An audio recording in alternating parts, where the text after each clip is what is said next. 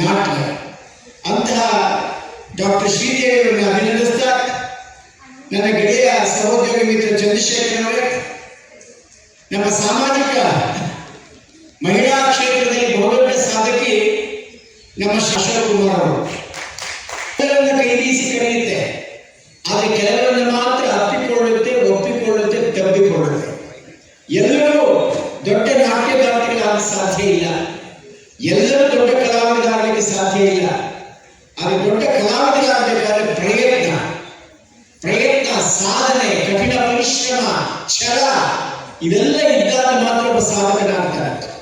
ಕೇವಲ ಸುಲಭದ ರೀತಿಯಲ್ಲಿ ಯಾವುದೂ ಸಹ ನಮಗೆ ದಕ್ಕೋದಿಲ್ಲ. ಆ ಹಿನ್ನೆಲೆಯಲ್ಲಿ ಎಲ್ಲ ಮಹಾನುಭಾವರನ್ನ ಈ ಸಂದರ್ಭದಲ್ಲಿ ಅಭಿನಂದಿಸ್ತಾ, ವಿಶೇಷವಾಗಿ ತಿಮ್ಮಯ್ಯವರು ನೋಡಿ ಎಷ್ಟು ಸರಳವಾದ ವ್ಯಕ್ತಿಯವರು.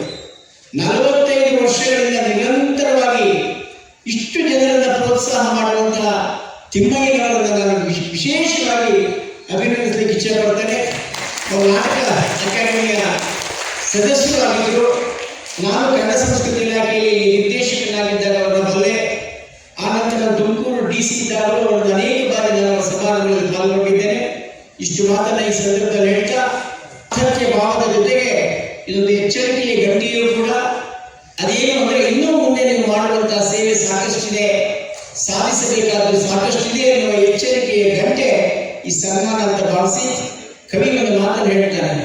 ಅನ್ನದಾತುರಕ್ಕಿಂತ ಚಿನ್ನದಾತುರ ತೀಕ್ಷ್ಣ, ಚಿನ್ನದಾತುರಕ್ಕಿಂತ ಹೆಣ್ಣು ಗಂಡಲವು, ಈ ಮನ್ನಣೆಯ ದಾಹ ಎಲ್ಲವೂ ತೀಕ್ಷ್ಣತಮ, ತಿನ್ನುವುದು ಆತ್ಮವನ್ನೇ ಮಂಕುತಿಮ್ಮ.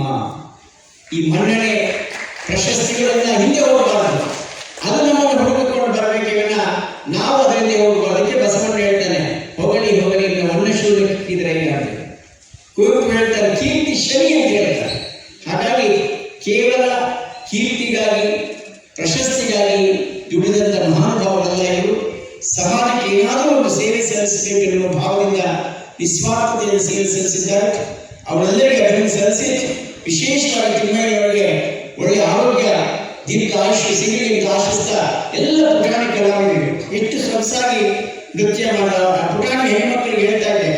ನಾನು ಅನೇಕ ಜಿಲ್ಲಾಧಿಕಾರಿಯಾಗಿದ್ದ ಹೇಮಮಾಲಿನಿಯವರನ್ನ, ಶೋಭನಾ ಅವ್ರನ್ನ, ಲಕ್ಷ್ಮೀ ಗೋಪಾಲ ಸ್ವಾಮಿ, ಪದ್ಮ ಸುಬ್ರಹ್ಮಣ್ಯವನ್ನೆಲ್ಲ ಕರೆಸಿದ್ದೆ ನೃತ್ಯ ಮಾಡಲಿಕ್ಕೆ ತುಮಕೂರಿಗೆ. ಆಗ ನಾನು ಕಂಡುಕೊಂಡದ್ದೇ ಅಂದರೆ, ಒಬ್ಬ ನೃತ್ಯಗಾರನಿಗೆ ಸಾಧನೆಯ ಜೊತೆಗೆ ಆಕೆ ಅಭಿನಯಿಸುವಾಗ ಆಕೆಯ ಮುಖದ ಮೇಲೆ ಇರಬೇಕು